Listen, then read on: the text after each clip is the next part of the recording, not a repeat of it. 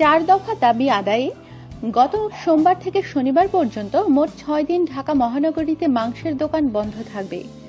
এই ঘোষণা দিয়েছেন ঢাকা মেট্রোপলিটন মাংস ব্যবসায়ী সমিতির নেতারা।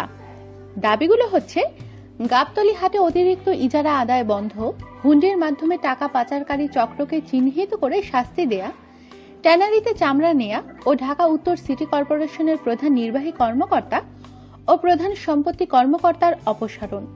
গত রোববার প্রেস ক্লাবের সামনে মানববন্ধন কর্মসূচিতে অংশ নিয়ে মাংস ব্যবসায়ীরা বলেছিলেন, সরকারি নির্দেশ অমান্য করে গাবতলী গরুর হাটের ইজারাদার অতিরিক্ত খাজনা আদায় করছেন। সবকিছু জেনেও চোখ বুঝে রেখেছেন ঢাকা উত্তর সিটি কর্পোরেশনের কর্মকর্তারা। তারা বলেন, এসব বন্ধে সিটি কর্পোরেশনের প্রধান নির্বাহী কর্মকর্তা ও প্রধান সম্পত্তি কর্মকর্তাকে অপসারণ করতে হবে। পাশাপাশি গাবতলী গরুর হাটে ভারতীয় ব্যবসায়ীদের একটি সিন্ডিকেট গড়ে উঠেছে।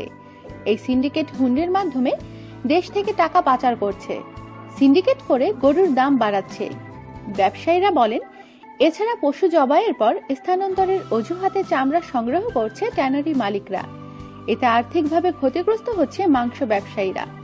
এসব কারণে বেশি দামে মাংস বিক্রি করেও ব্যবসায়ীরা নিঃস্ব হচ্ছে। আমাদের সাথেই থাকুন আর সাবস্ক্রাইব করুন।